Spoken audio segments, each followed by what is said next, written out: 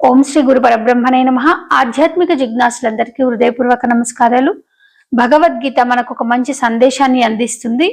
అదేదో ఈ శ్లోకం ద్వారా తెలుసుకుందాం. రాజ విద్యా రాజగుహ్యం పవిత్రమిదముత్తమం ప్రత్యక్షావగమం ధర్మం సుసుఖం కర్తుమవ్యయం.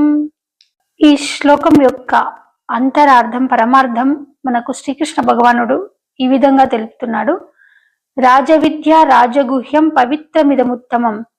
అన్ని విద్యలలో లెక్కెల్లా అంటే ప్రపంచంలో ఉన్నటువంటి అన్ని విద్యలలోకెల్లా శ్రేష్టమైన విద్య రాజ విద్య, అదే జ్ఞాన విద్య. కూటి కొరకు కోటి విద్యలు అన్నట్టు 64 కళలు ఇవి కేవలం భుక్తికి మాత్రమే, అంటే కూటి కోసం మాత్రమే, ఆహారానికి కోసం మాత్రమే, బ్రతకడానికి కోసమే మాత్రమే ఉపయోగించే విద్యలు ఇవి. కానీ భుక్తి కోసం కాకుండా ముక్తి కోసం ఉన్నటువంటి విద్య రాజ విద్య, అదే బ్రహ్మ విద్య, అదే ఉత్తమమైనది, అదే శ్రేష్టమైనది. ఈ అన్ని విద్యలలోకెల్లా గొప్పనైన విద్య బ్రహ్మ విద్య, ఆత్మ విద్య.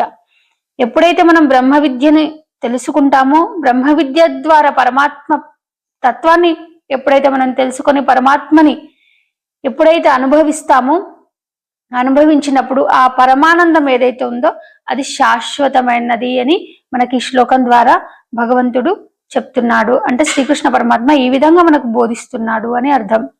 అయితే ఈ బ్రహ్మ విద్యను మనం ఎలా తెలుసుకోవాలంటే గురుముఖత సాధన చేస్తేనే. ఇప్పుడు శ్రీకృష్ణ పరమాత్మ అర్జునుడికి ఏ విధంగా బోధించాడో, ఇక్కడ శ్రీకృష్ణ అంటే గురువు, అర్జునుడు అంటే శిష్యుడు. ఈ గురు శిష్య సంభాషణ వల్ల ఉద్భవించినటువంటి జ్ఞానం ఏదైతే ఉందో అది బ్రహ్మ విద్య. ఎప్పుడైతే పరిపూర్ణమైన గురువు, పరిపూర్ణ జ్ఞానవంతమైన గురువు అపరిపూర్ణమైన శిష్యుడికి ఎప్పుడైతే ప్రబోధిస్తాడో, ఆ పరిపూర్ణమైన శిష్యుడు తన వస్తునిచ్చే జ్ఞానంతో సాధన ద్వారా, ప్రత్యక్ష అనుభవం ద్వారా, అంతరంగమందు ప్రత్యక్షంగా అనుభవించటం ద్వారా ఎప్పుడైతే జ్ఞానం కలుగుతుందో అదే సుఖాన్ని ఇస్తుంది. అంటే ప్రత్యక్షంగా అనుభవించిన జ్ఞానమే సుఖాన్ని ఇస్తుంది. అదే రాజ విద్య, అదే బ్రహ్మ విద్య, అదే ఆత్మ విద్య, అన్నిటికన్నా శ్రేష్టమైన విద్య. కాబట్టి ప్రతి ఒక్కరూ రాజ విద్యని తెలుసుకోవడానికి ప్రయత్నిస్తూ ఆ పరమాత్మ స్వరూపాన్ని అంతరంగమందు అనుభవించాలి అని మనకి భగవద్గీత ఉపోద్ఘాటిస్తుంది. అందరికీ జై గురు. సర్వేజన సుఖినో భవంతు.